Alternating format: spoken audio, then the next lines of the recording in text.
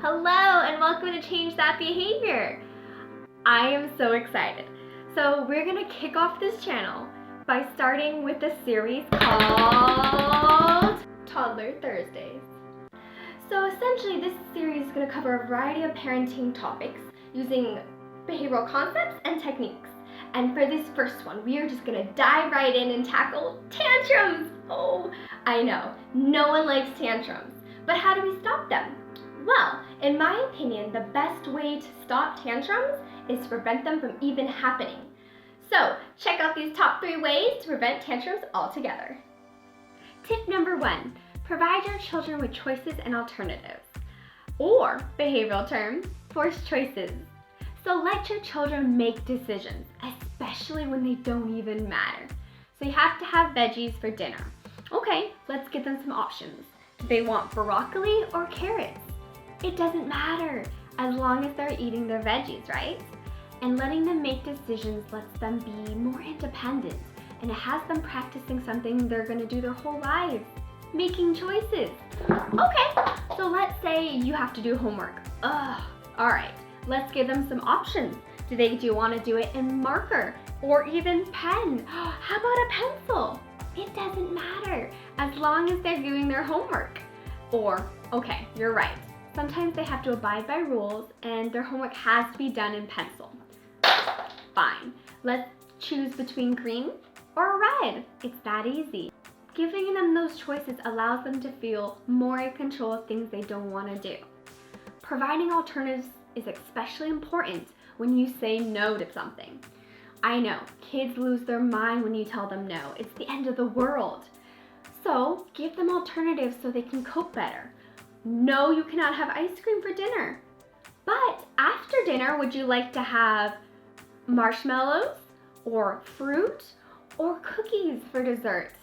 Giving them those choices allows them to be independent, they feel in control, and you're still in charge, but you won't meet resistance like you usually do. They'll be more cooperative. Tip number 2, provide the opportunity for reinforcement. Or, behavioral term, contract for reinforcement. It is so important that everyone is able to work for something that they desire. For example, let's look at our own lives. We go to work so we can get paid. Or, maybe after a long day we go out, get a drink, go out to eat. We reward ourselves. Maybe we even ask questions so we get answers in response. These are ways we seek out things so we get rewarded. The same concept applies to children, just in a different way. For example, if your child has to do homework, what can they get in for doing that? First homework, then you can go play outside.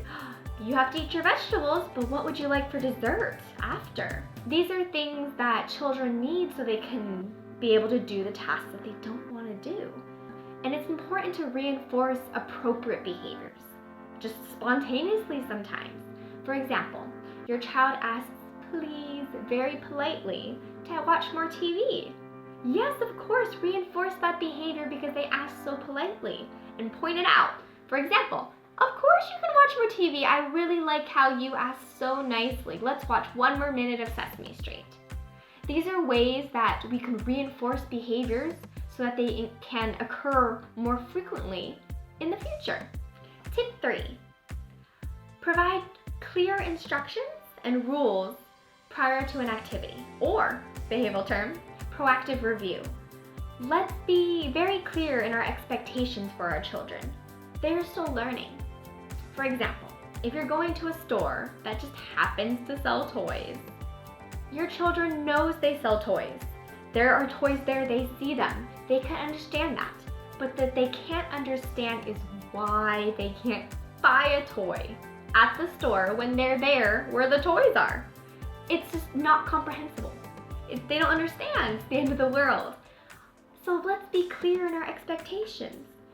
Tell them up front prior to going in or doing an activity, this is what's gonna happen, and afterward, this is what's gonna happen.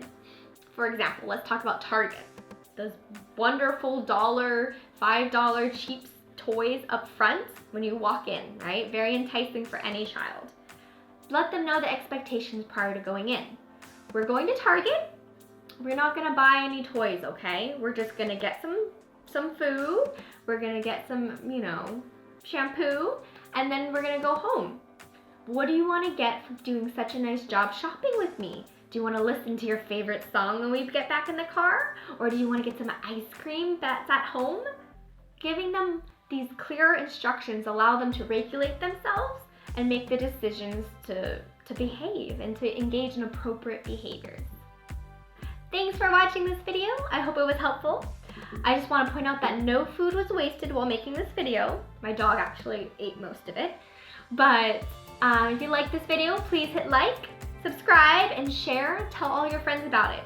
I'll see you guys next time.